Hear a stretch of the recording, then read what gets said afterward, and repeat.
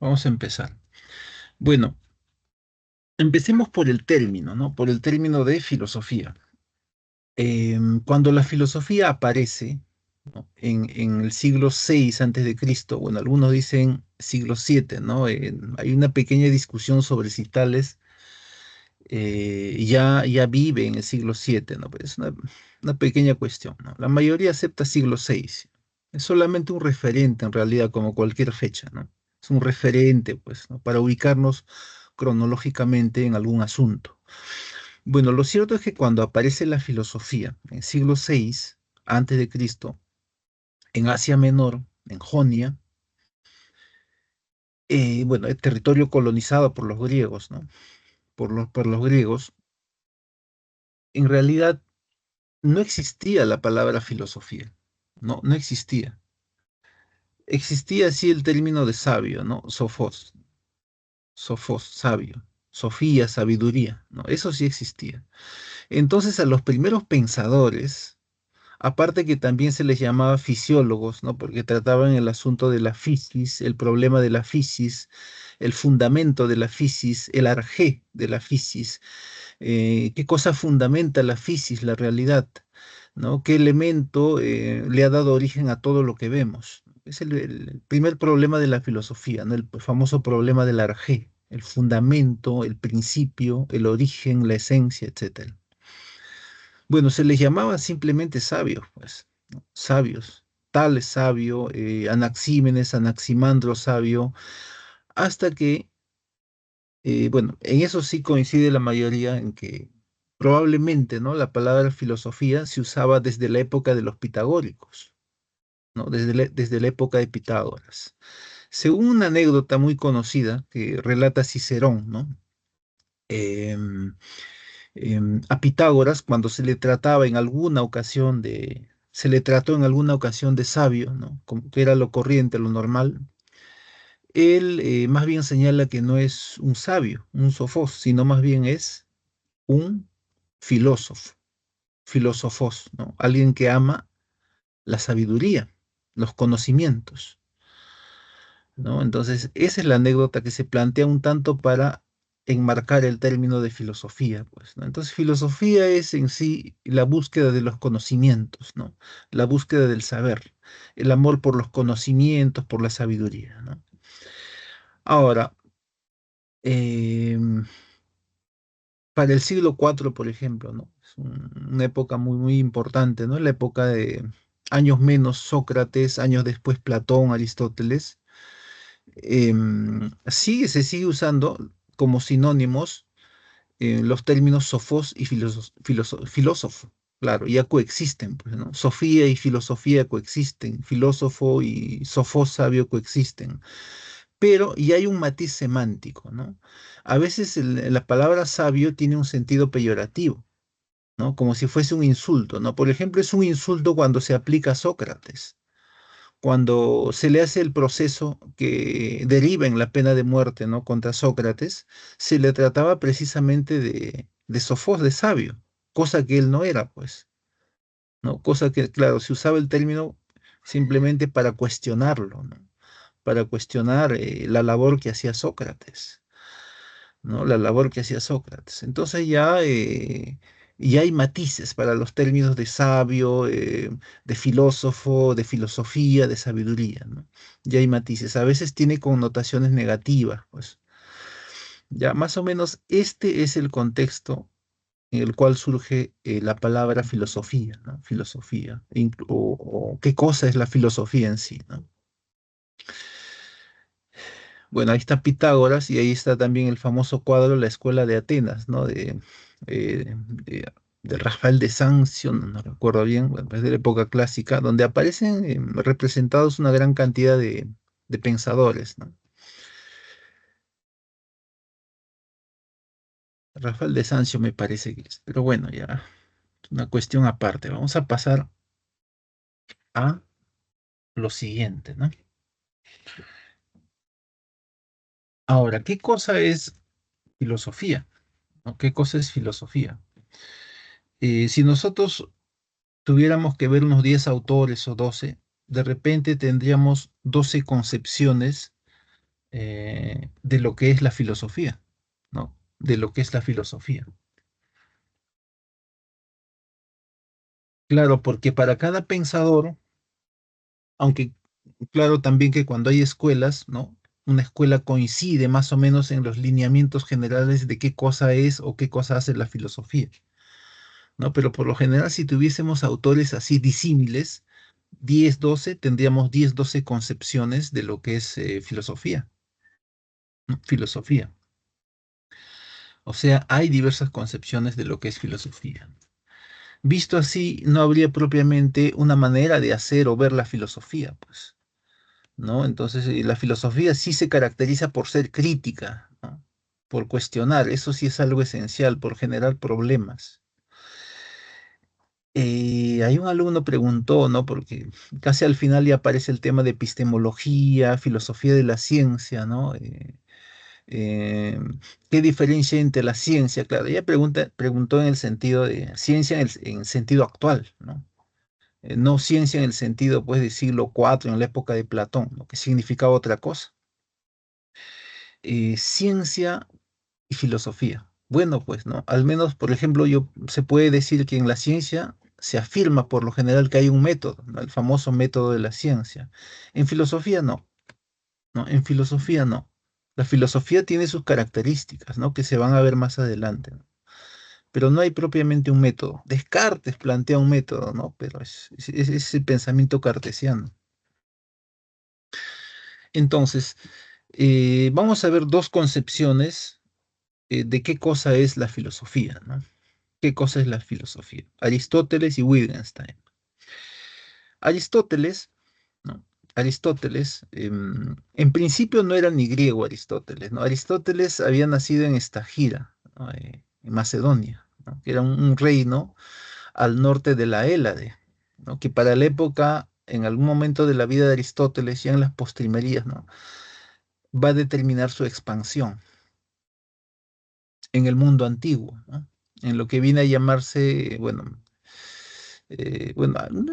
difunde de alguna manera Alejandro Magno parte de la cultura griega en lo que se viene a llamar helenización del mundo antiguo, ¿no? Del mundo antiguo.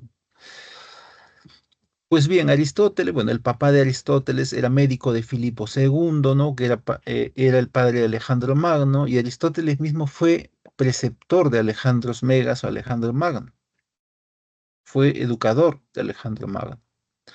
Y lo que le enseñó sobre todo fue el amor por la cultura griega, en especial por la filosofía, ¿no? Entonces, cuando Alejandro Magno conoce Grecia finalmente, se le llaman bastante atención sobre todo pues los cínicos, ¿no?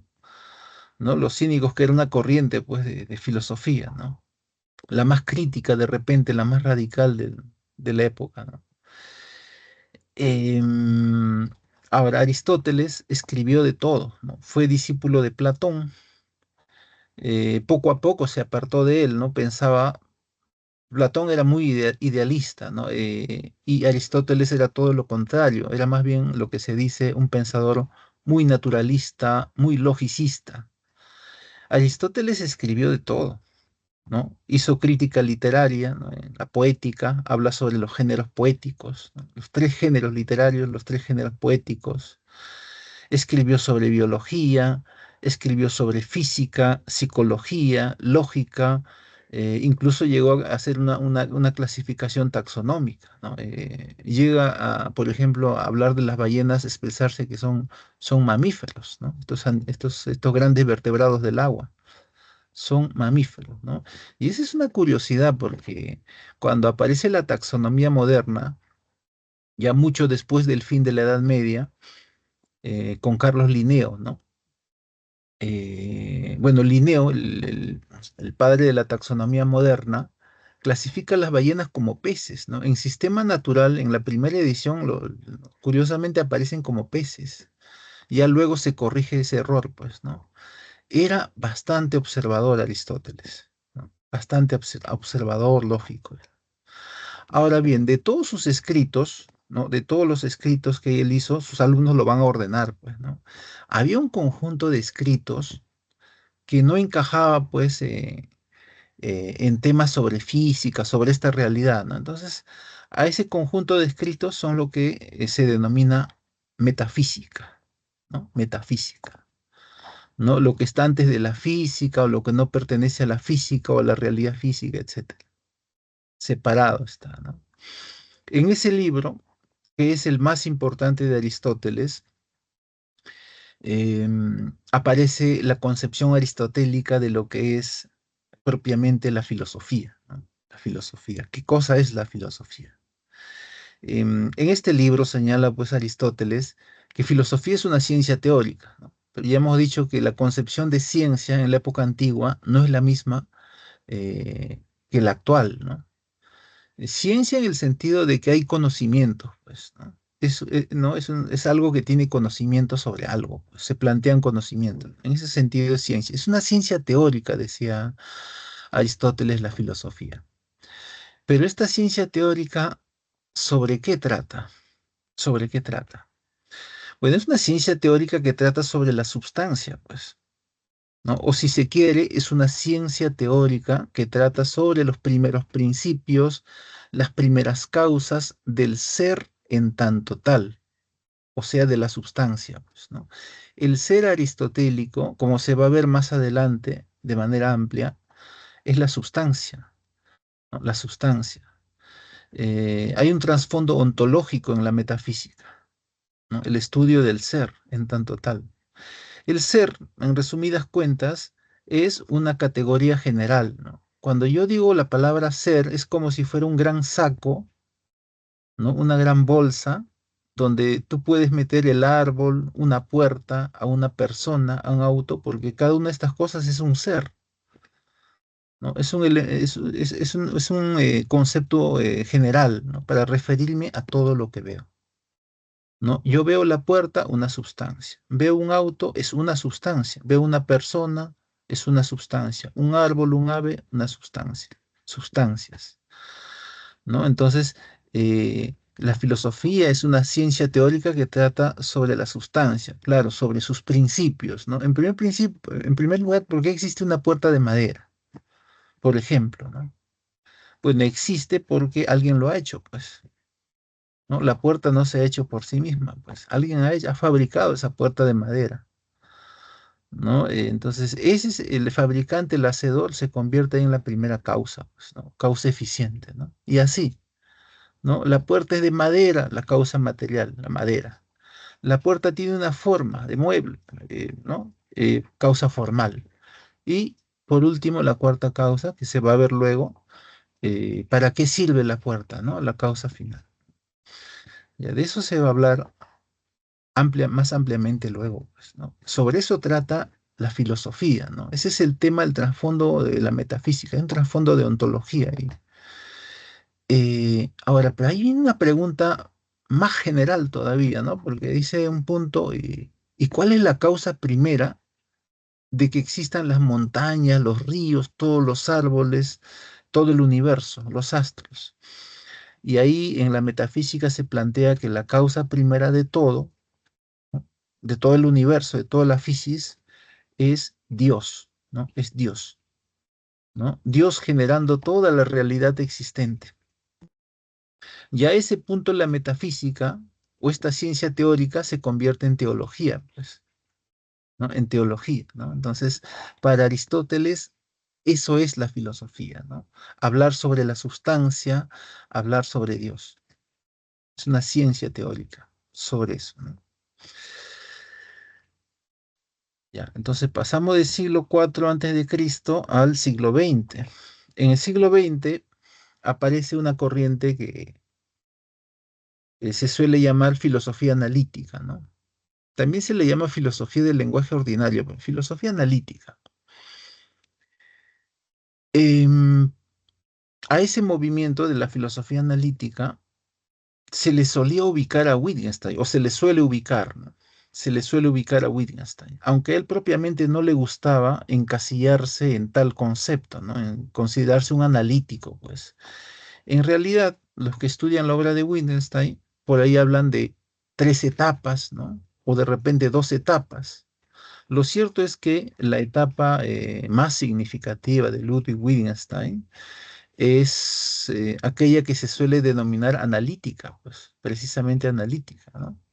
Analítica, que corresponde a la primera etapa de su pensamiento, ¿no? Luego él va a sentir eh, va a pasar por cambios, ¿no? En su vida, su existencia, ¿no? Un tanto que se va a alejar de lo que pensaba en un comienzo, ¿no? Él que es ingeniero se va a vivir a un monasterio, a cuidar, bueno, ingeniero y aparte también trabajó como enfermero en una de las guerras mundiales, bueno, se va a vivir a un monasterio, ¿no? Hasta que vuelve a la filosofía. Pero ya con todo lo más significativo de él es la primera etapa a donde pertenece precisamente el libro, su libro más importante, su obra más importante, que es el Tractatus Lógico-Filosóficus, ¿no? Lógico-Filosóficus. Ahora, ¿por qué se le llama filosofía analítica? ¿Cuál es la cuestión de fondo ahí? Bueno, filosofía analítica simplemente porque lo que plantea esta corriente es analizar el lenguaje ordinario, el lenguaje verbal, el lenguaje articulado, el lenguaje natural, el lenguaje que estoy usando ahorita, pues. ¿Y por qué? Porque cuando el ser humano piensa, lo hace en palabras, pues, ¿no? Normalmente lo hace en palabras, ¿no? Hay algunos superdotados que piensan en imágenes, pero bueno, ¿no? Y como pensamos en palabras, ¿no? Los pensadores han escrito sus libros, pues, ¿no? Entonces dicen ellos que cuando nosotros buscamos problemas en filosofía, básicamente lo que hacemos es analizar lo que ha escrito Aristóteles, lo que ha escrito Platón, lo que ha escrito Jean-Paul Sartre. Es por eso que Wittgenstein va a decir que la filosofía básicamente es una actividad, pues. Claro, analizar los textos de los demás es una actividad, ¿no? Es una actividad clarificadora. Claro, voy a explicar, analizar si verdaderamente los pensadores han planteado problemas o no hay problemas, porque lo que normalmente afirmaban los analíticos era que lo que se suele llamar problemas a veces son simplemente malos usos del lenguaje, ¿no? Se está usando mal el lenguaje, dice, ¿no? El lenguaje articulado, el lenguaje natural. Ahora, en el pensamiento analítico, y esto es un rasgo ya de la corriente y es un rasgo también del Tractatus. Se llega a aplicar la lógica como instrumento de análisis del lenguaje natural, ¿no? Y de hecho en el Tractatus mismo hay eso, hay algo de eso, ¿no? Se aplican tablas de verdad, ¿no? A la hora de bueno, los textos están escritos en oraciones, pues, enunciados, ¿no? Cénesis, ¿no? O proposiciones. ¿No? Entonces, al fin de cuentas, vamos a analizar proposiciones, pues, enunciados. Y claro, al final dice, esos enunciados se pueden simbolizar, ¿no? Claro, si yo digo, por ejemplo, eh, la Tierra es un planeta, un enunciado, ¿no? Un enunciado. Este tipo de enunciados, dice Wittgenstein, tiene significado. Tiene significado porque los elementos que están dentro de él, en este caso Tierra y planeta, son elementos que pertenecen al mundo físico. Si no fuera así, la expresión no tendría significado. Y uno podría decir que es verdadero o falso, ¿no? Si yo dijera el alma, como dice Hegel, ¿no? El alma está en la naturaleza. Claro, la naturaleza existe, pero el alma no es un elemento que yo pueda ver en la naturaleza, dice. Entonces, yo no puedo decir que esa expresión es verdadera o falsa. La Tierra es un planeta, sí tiene significado natural, pues, ¿no? Ahí está Tierra, planeta. Pudieran ser más de dos elementos, ¿no? Si yo dijera la Tierra es un planeta del sistema solar, ¿no? Ahí hay tres elementos, ya. Em, eh, de este tipo de expresiones podemos decir que son verdaderas o falsas, pues tienen significado. Si yo hubiese dicho la Tierra es un satélite natural, bueno, pues, ¿no? Tiene significado, ¿no? La Tierra existe, ¿no? Los satélites naturales también, pero la relación es falsa. Tiene significado, pero de falsedad, ¿no? Ahora bien, se llega a un punto en que se puede simbolizar el lenguaje ordinario, ¿no? Entonces dice, la Tierra es un planeta, P, la Luna es un satélite natural, Q, P y Q. Entonces, esos esquemas que se llaman moleculares son los que se pueden analizar en las tablas de verdad que aparecen en el Tractatus Lógico-Filosóficos, ¿no? Entonces, en eso consiste la filosofía, ¿no? Es una actividad para aclarar lo que han dicho los otros, pues si hay problemas, no los hay, es una actividad clarificadora, ¿no? Y se llega a aplicar eh, el análisis lógico, pues, ¿no? A ese punto se llega en el Tractatus, que es un libro delgado, pero muy denso, ¿no? Muy denso. Se esboza una teoría de la verdad, ¿no? Hay una teoría de la verdad de correspondencia, pues, ¿no? Entre el lenguaje natural y la realidad natural. Se establece una realidad que se viene a llamar de igualdad o isomorfismo, ¿no? O isomorfismo. Ya a partir de ese punto, aparecen, a partir del pensamiento analítico, en Inglaterra, corrientes de la lingüística, ¿no? Y en lo que es la propia Europa, bueno, pues, ¿no?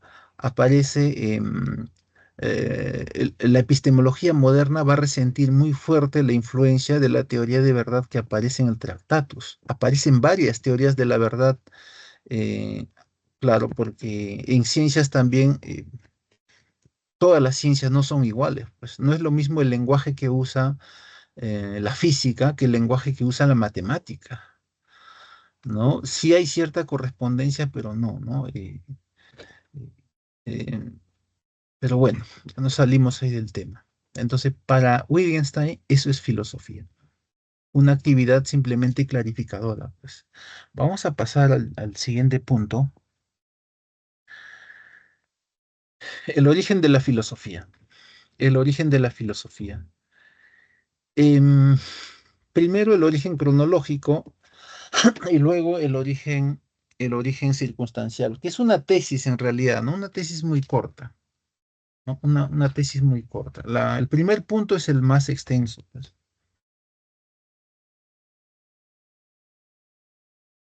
El primer punto es el más extenso. Un ratito, la cámara, sí está. Ya. Origen cronológico. Bueno, ya se ha referido al comienzo que cronológicamente, bueno, la filosofía empieza en el siglo, claro, es la época de Tales, ¿no? La mayoría acepta que Tales empieza a vivir desde el siglo VI. Algunos dicen un poquito más antes, ¿no? Pero eso ya es lo de menos.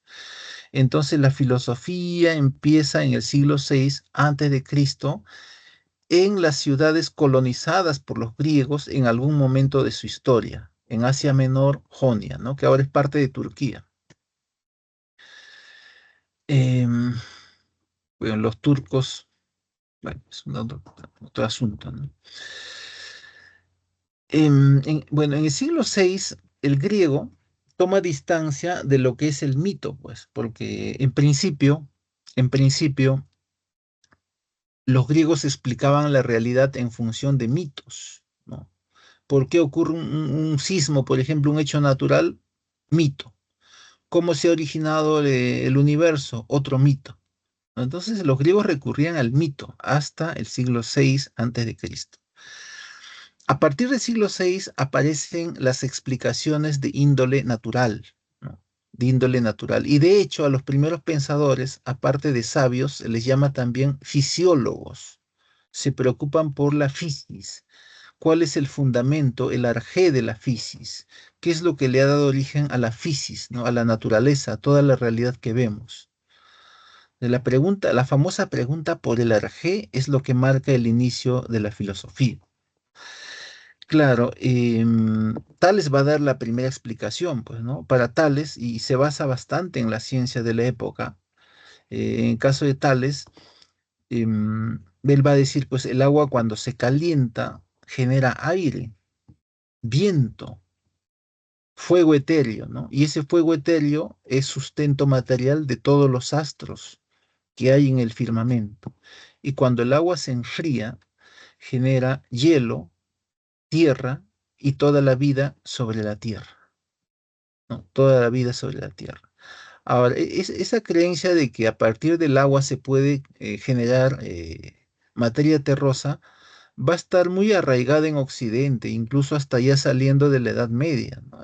En realidad lo que quedaba, pues, al hacer procedimientos químicos era una sustancia terrosa, pues, de suciedad simplemente del recipiente con agua calentada, pues. Claro, mucho tiene que ver en la concepción de Tales, sobre todo el hecho de que esa zona colonizada, pues ahí había bastante agua, ríos, era una zona propicia para la producción, para la agricultura, ¿no? Ya, entonces Tales da la primera explicación, ¿no? A la pregunta de cuál es el fundamento de la fisis, ¿no? ¿Cuál es el arjé de la fisis? Y casi inmediatamente después, o varios años después, ¿no? Si mal no recuerdo, parece que era yerno Anaximandro de Tales, ¿no? Y a pesar de que había oposición, bueno, ¿no? Lo hacían de manera racional, pues, ¿no? Sin discutir así ferozmente, ¿no? Simplemente decía, a mí me parece que en efecto, ¿no?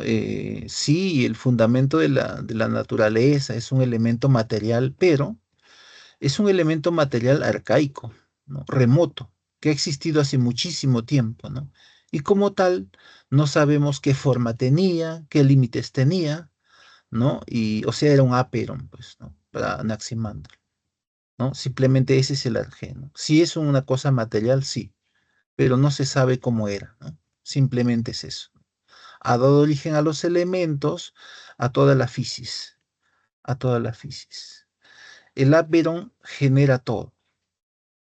Ahora, pero como todo, tiene un tiempo de vida, ¿no? Con la fisis, con todo el universo, el cosmos va a pasar lo mismo, dice, ¿no? Se va a desintegrar en algún momento y va a volver a lo primordial, a lo desconocido, a lo que no tiene límites, al ápero, ¿no? Cerrando así un ciclo. Hay una visión cíclica en el pensamiento de Anaximandro. Aparecen luego otras explicaciones más, ¿no? La mayoría monistas, pues, ¿no? Un solo fundamento, monos, uno. Em, Anaxímenes, el aire, por ejemplo, ¿no? También va a haber explicaciones de tipo pluralista, ¿no? O sea, varios fundamentos como Argé, ¿no? Por ejemplo, Empédocles, que va a vivir en la parte sur colonizada también por los griegos en Agrigento, los fundamentos son cuatro, los Argé, dicen, agua, tierra, fuego y aire que se combinan, dice, en virtud del amor y del odio, ¿no? Que son dos principios, ¿no? Otros que también sostienen el pluralismo, los atomistas, ¿no? Los atomistas dicen, los arjé son varias cosas, son átomos, átomos y vacío, dicen, átomos y vacío. Y aparecen también las concepciones que son un tanto más difíciles, pues, ¿no? Tipo conceptual, ¿no? Ya para Heráclito, para Parménides, arjé no significa tanto fundamento, principio, origen, sino más bien para ellos significa esencia. Y la famosa pregunta por el arjé es, ¿cuál es la esencia de la fisis? ¿No? Tanto para Parménides como para Heráclito. ¿Cuál es la esencia de la fisis? En este punto, para Parménides, la esencia de la fisis es simplemente que las cosas son o están, las cosas permanecen, ¿no? El famoso ser, pues, ser o estar, ¿no? Porque en castellano hay dos verbos, pues, ¿no? Pero en el griego no, ser y estar es lo mismo, el permanecer, el ser, ¿no? El ser. Como yo veo que los árboles no cambian, ¿no? La puerta no cambia, yo puedo estudiar aspectos generales de cada cosa, ¿no? De cada cosa. Por ejemplo, ¿por qué yo al árbol lo llamo árbol? En principio porque es algo completo, ¿no? Un árbol para que sea completo, ¿qué tiene que pasar? Que tiene sus hojas, sus ramas, su tronco, sus raíces, ¿no? Decimos que es completo. En el caso de un ser humano, ¿no? Y pasa algo análogo, pues, ¿no? Para que sea un ser humano, ¿no? Debe tener sus brazos, su cabeza, sus piernas, ¿no? Entonces está completo, dice, ¿no? Entonces puedo hablar de un árbol que está completo, ¿no? De una persona también, y de repente de una puerta también, ¿no? Entonces así surge el famoso estudio del ser. surge la ontología, ¿no? Ese es el inicio de la ontología con Parménides. Ahora, en el otro caso, en el caso de Heráclito, no, para él también significa esencia, pero dice, ¿cuál es la esencia de la realidad? Bueno, Heráclito dice que la esencia es que todo está cambiando, pues todo está en devenir. El devenir es la esencia de la física, devenir asociado al fuego, dice. Hay un fuego interno en cada cosa que propicia una lucha de contrarios, que es lo que genera que estén cambiando constantemente las cosas. Ahora, ¿y por qué yo no veo que cambie el árbol de momento, no? O una persona. Ah, dice Heráclito que ahí viene, eso es en función del logos. El logos hace que nosotros no veamos ese cambio, pero en realidad todo está en movimiento, en devenir, en cambio. Esa es la esencia de la realidad. Una posición totalmente eh, opuesta a la de Parménides, ¿no? A la de Parménides. Entonces, ese es el inicio de la filosofía, ¿no? La famosa pregunta por el arjé, ¿no? Desde el siglo VI. Ahora, lo otro, el origen circunstancial de la filosofía. En el caso del origen de la circunstancial de la filosofía es una tesis, ¿no? Y la tesis es una respuesta a la pregunta, ¿por qué el hombre hace filosofía? ¿O por qué empezó a hacer filosofía? ¿O por qué hace filosofía hasta ahora, ¿no? Ahí está la famosa tesis del asombro o la admiración, ¿no? El hombre hace filosofía porque siente admiración de los astros, de la naturaleza, etcétera. Por eso hace filosofía, dice, ¿no? Ahora, esta tesis no solamente es de Aristóteles, ¿no? A su manera también Platón la defiende, ¿no? En eso al menos sí coinciden ambos, ¿no? Que tienen posiciones ontológicas totalmente opuestas, ¿no? Que ya luego se va a ver. Entonces, en eso sí coinciden al menos, pues, ¿no? Ahí sí, sí coinciden. La famosa tesis del asombro, la admiración, como lo que genera o impulsa a que el hombre haga filosofía, pues, ¿no? A que haga filosofía. Vamos a pasar al siguiente punto. Factores. ¿Qué factores han determinado que aparezca la filosofía? Aparezca la filosofía. Aquí hay cuatro factores. No sé si habrá uno más. Bueno, son cuatro. No sé. Material escrito. No, cuatro nomás. Primero, el factor religioso.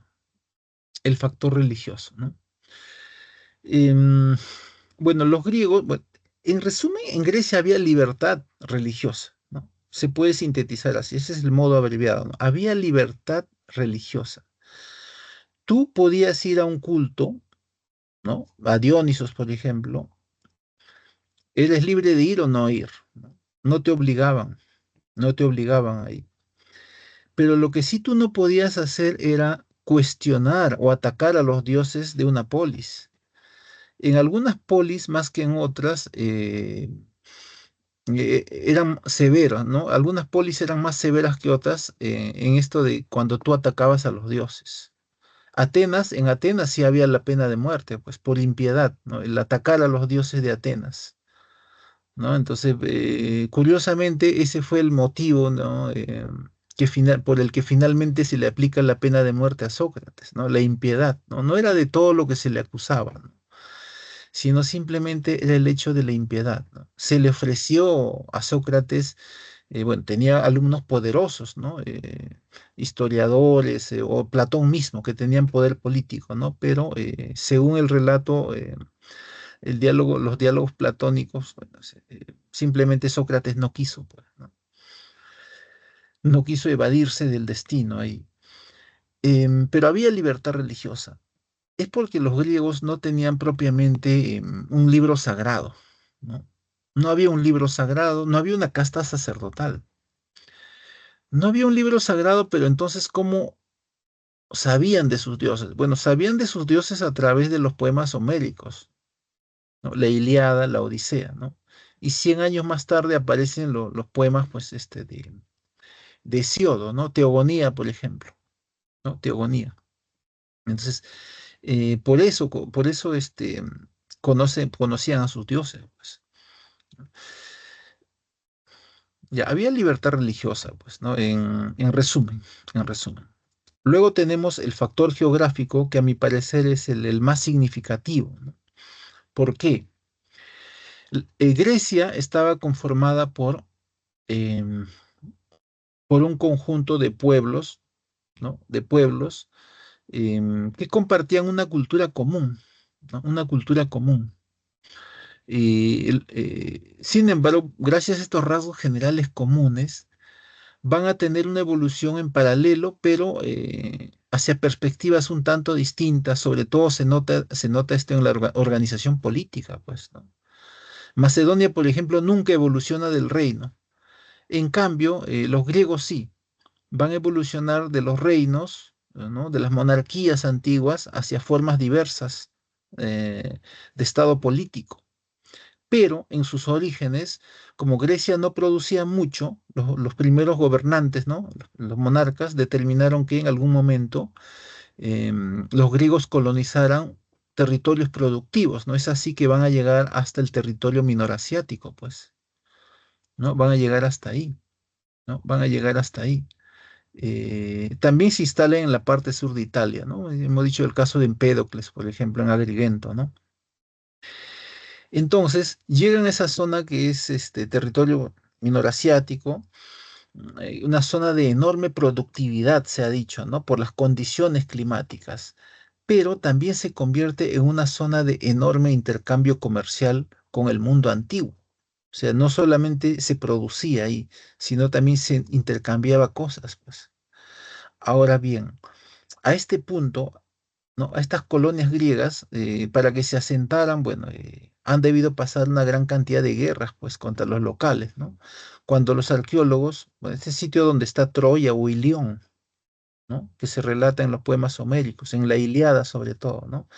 Bueno, Ilión o Troya había sido destruida más de una vez. Entonces los arqueólogos cuando están buscando a la mítica Ilión, encuentran una Troya encima de otra y la van numerando, ¿no? Troya uno, 2 y así.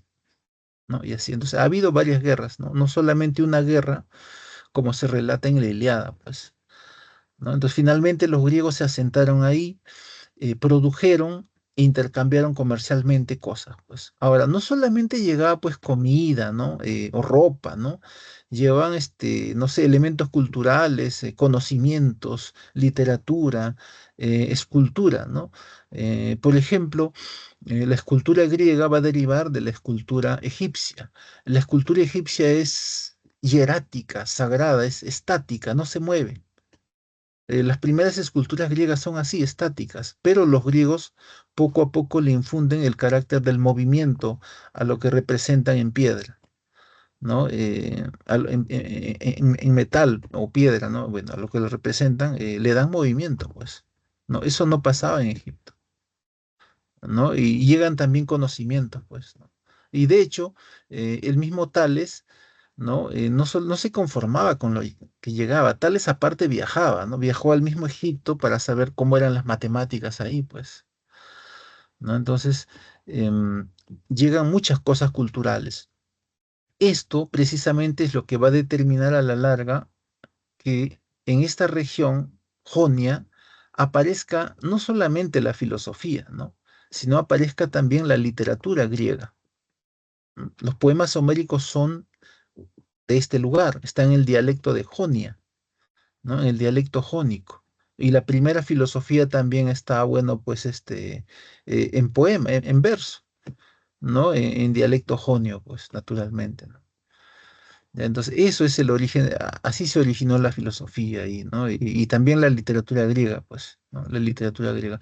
Claro que nosotros lo que más conocemos, o sea, la gran cantidad de textos que se han conservado están en el dialecto de Atenas, en el ático, ¿no? En el ático, ¿no? Incluso las tragedias mismas eh, mm, están en ático, salvo la parte del coro, ¿no? Que es un dialecto más antiguo, ¿no? Que es un poema más antiguo, ¿no? El núcleo de las tragedias, ¿no? Eh, pero se escribió primero en Jonio, pues, ¿no? En Jonio. Ya, entonces el factor geográfico. Luego tenemos el factor político. Bueno, aquí en síntesis se habla de la libertad de ideas políticas, ¿no? Había libertad entre los griegos para tomar partido político por un grupo o por otro, pues, ¿no? Básicamente es eso, ¿no? Básicamente es eso, ¿no? Para graficar en el siglo IV antes de Cristo, ya que se mencionó que es la época de la expansión del imperio de Macedonia, ¿no? Alejandro Magno apreciaba mucho la cultura y difunde parte de la cultura griega, pues, ¿no? Tal es así que en lo que se llama de mala manera Palestina, ¿no? Bueno, los griegos le pusieron ese nombre, ¿no? Tierra de filisteos, simplemente para borrar la memoria de los judíos. Bueno, en ese sitio se llega a hablar el griego. El dialecto del lugar es el griego koiné, ¿no? En griego koiné están todos los libros del Nuevo Testamento, pues. ¿No? Salvo el Evangelio de Mateo, en origen estaba en arameo, si mal no recuerdo, pero luego, bueno, lo que ha quedado es la fuente en griego koiné, ¿no? En griego koiné, ¿no? Entonces, esto es por influjo de la helenización, ¿no? Sí, de la helenización del mundo antiguo. Bueno, Alejandro Magno entonces invade Grecia. ¿Y qué cosa va a pasar? Que algunos griegos o una parte de los griegos va a ver con buenos ojos la invasión, pues. Y otra gran parte no lo va a ver así, ¿no? Los griegos nacionalistas. O sea, hay un enfrentamiento a veces feroz entre ambos bandos. Ahora, el partido pro-macedonio va a ser fuerte hasta que Alejandro Magno finalmente muere, pues, tempranamente, ¿no? Muere. Entonces, hay naturalmente una persecución contra los pro-macedonios, sobre todo contra los extranjeros, ¿no? Ese fue precisamente el motivo por el que Aristóteles se va a tener que ir de Atenas, ¿no? Aristóteles se va de Atenas, muere fuera de Grecia, ¿no? Porque él temía que le abran un proceso por cualquier cosa como a Sócrates, ¿no? Sócrates que tenía discípulos poderosos, ¿no? Y simplemente se va, pues, ¿no? Ya presintiendo ¿no? Lo que iba a pasar, bueno, se va. Finalmente el imperio de Alejandro Magno se va a partir, pues, ¿no? Entre sus generales ahí, ¿no? Ya, bueno, así era la vida política, era intensa ahí. Finalmente tenemos el factor socioeconómico. En este punto, Grecia, como cualquier sociedad del mundo antiguo, era esclavista, o sea, basaba su productividad en la esclavitud y nadie cuestionaba eso, ¿no? No lo cuestionaba Sócrates, no lo cuestionaba Platón, no lo cuestionaba Aristóteles, no se cuestionaba la pérdida de la libertad, ¿no? Eso no se cuestionaba, ¿no? Es por ese motivo que más tarde el pensador austriaco Karl Popper va a decir, ¿no? Simplemente la Grecia antigua era una sociedad totalitarista, ¿no? Había gente privada de la libertad, ¿no? Todo pensador antitotalitarista cuestiona el hecho de que se pierda algún tipo de libertad, pues, ¿no? Ahora bien, ¿qué cosa favorecía este hecho de la esclavitud? Bueno, que como había esclavos que producían, mucha gente no trabajaba, pues. En ese grupo estaba, por ejemplo, Sócrates, precisamente, ¿no? Sócrates, a pesar de que no tenía dinero, pues como sí lo tenía Platón, por ejemplo, ¿no? Que era descendiente de reyes, no tenía necesidad de trabajar, ¿no? Tenía su empleado y bueno, ¿no? ¿Ya? Entonces se dedicaba a la filosofía, ¿no? Se toma también como un factor para que haya surgido la filosofía, ¿no? El factor socioeconómico, ¿no? El factor socioeconómico. Vamos a pasar a lo siguiente. La actitud filosófica. Hace ya varias décadas, cuando la filosofía era un curso en colegio, cuando se trató de mejorar mucho la educación, bueno, eso es ya hace creo que 50 años, pero, bueno, sacó un libro, pues, ¿no? De Salazar Bondi, que es Introducción a la Filosofía, ¿no? Un libro muy bueno, ¿no? Que es referente introductorio hasta el día de hoy, sirve. Hay un apartado, otra cosa, el libro está separado, ¿no? En filosofía de la ciencia, el problema del hombre, la antropología filosófica, el problema de los valores, el problema de la moral, la ética, etcétera, ¿no? Hay una partecita introductoria en el cual se habla sobre la actitud filosófica. Ahora, la actitud en general, ¿no? Es una reacción ante qué, ante la realidad. Entonces dice Salazar Bondi, el ser humano ante la realidad, ¿no? La naturaleza, de repente cuando ve el sol, toma una actitud, dice, toma una actitud, es una reacción. Y en esta actitud, ¿qué cosa hace? Bueno, pues puede, esta actitud puede ser vulgar, ¿no? Decir, bueno, un hombre corriente ante el sol va a decir, es algo que nos calienta. Una actitud religiosa, ¿no? ¿Qué cosa es el sol? Bueno, es parte de la creación, ¿no? De la creación, ¿no? Científica, una actitud científica. Bueno, el sol es una estrella amarilla, ¿no? Etcétera. Y está la actitud filosófica, ¿no? Que tiene sus características. Em, Estas características son, primero está la radical. A la filosofía le interesan las raíces, los fundamentos de la realidad. Por ejemplo, en caso del problema moral, ahí el fundamento es el problema del bien, ¿no? ¿Qué cosa es el bien? Dice, ¿no? Fundamentos de la realidad. La actitud filosófica es racional. Bueno, cuando yo quiero elaborar explicaciones, como el caso de Aristóteles, ¿no? Empiezo a elaborar conceptos, argumentos, explicaciones. Bueno, eso es parte de la racionalidad, ¿no? Digo, la sustancia tiene cuatro causas, la primera causa es así, la sustancia es esto, etcétera. Bueno, eso es la racionalidad. Luego tenemos las características de crítica y problemática. Están juntas, relacionadas, ¿no? Porque criticar es cuestionar, pues, ¿no? Y a la vez que tú cuestionas algo, surgen los problemas. En el siglo XVI, ¿no? Se está saliendo de la Edad Media, es el mundo premoderno, el mundo preempirista, em, y ya el hombre acepta, ¿no? Afirma que conocemos gracias a los sentidos, dice. Gracias a los sentidos conoce. Y ahí aparece inmediatamente nomás Descartes para cuestionar, pues, ¿no? Para cuestionar, ¿no? De repente tú pensabas que esa persona te quería, ¿no? Esa mujer te quería, ¿no? Pero no era así. ¿Qué pasó? Que te guiaste por los sentidos, dice, ¿no? El conocimiento no nace en los sentidos, sino en la razón, dice, ¿no? Entonces ahí ya empiezo a cuestionar a lo que decían los premodernos y ya surge el problema, pues, ¿no? Entonces, estas dos características están muy relacionadas. Luego tenemos la característica de totalizadora. Aquí hay dos puntos, ¿no? Totalizadora porque a la filosofía le interesan todos los temas de la realidad. Por ejemplo, la religión. Claro que no aparece ahí como disciplina, porque ahí están las disciplinas, más adelante están las más importantes, pues. Pero hay filosofía de la religión. Todos los temas de la realidad le interesan a la filosofía. Y lo otro es cómo aborda la filosofía estos problemas de la realidad. Bueno, hace planteamientos generales, pues, ¿no? Dice, ¿qué es la vida? ¿Qué es el hombre? ¿Qué es el bien? ¿Qué es la conciencia, ¿no? Ahora que ha surgido esta nueva rama de la filosofía de la mente, ¿no?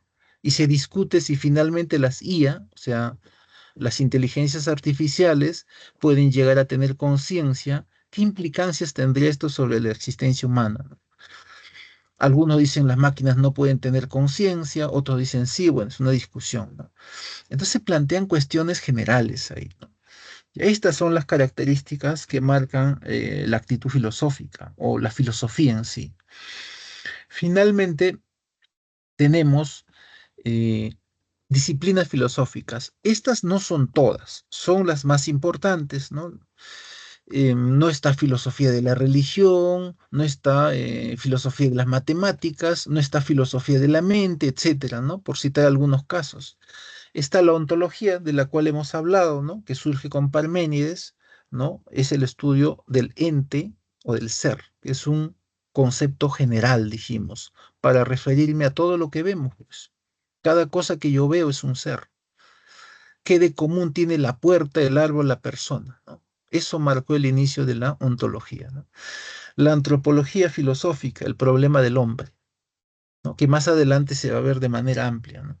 Si el hombre es solo materia, si es cuerpo y alma, etcétera, ¿no? Gnosis, conocimiento, nociología, el problema del conocimiento. Se ha referido algo del conocimiento en el siglo XVI, pero el problema ya aparece en Sócrates, Platón, Aristóteles, ya hablan sobre el conocimiento.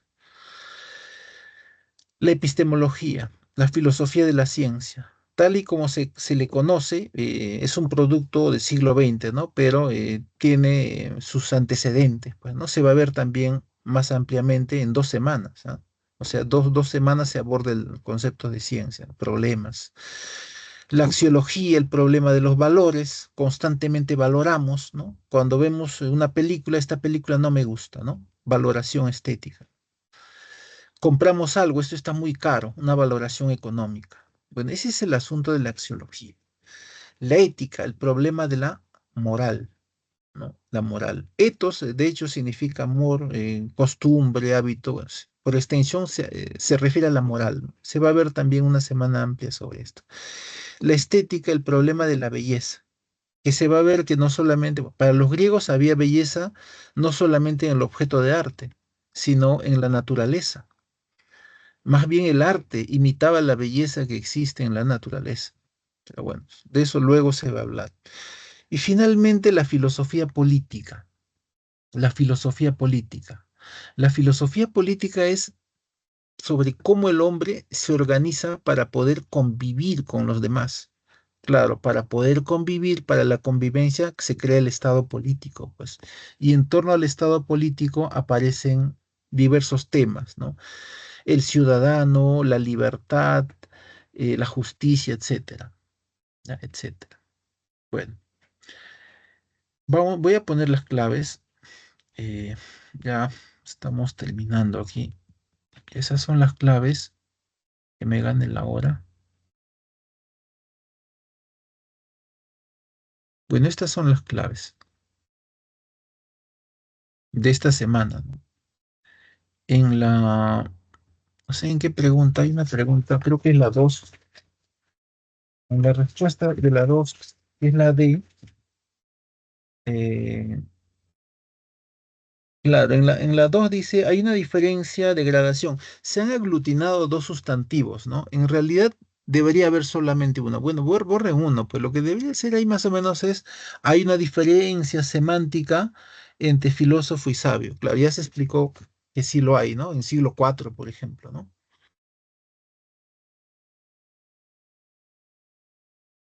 Ya, nos vamos a quedar aquí. Nos vamos a quedar aquí. Voy a ir cerrando. Voy cerrando para que entre el otro profesor, me parece. Captura, guardamos, dejo de compartir, cuídense, que tengan buenas tardes. Esto va a quedar grabado igual. Hasta luego, nos vemos de nuevo, tengan buenas tardes.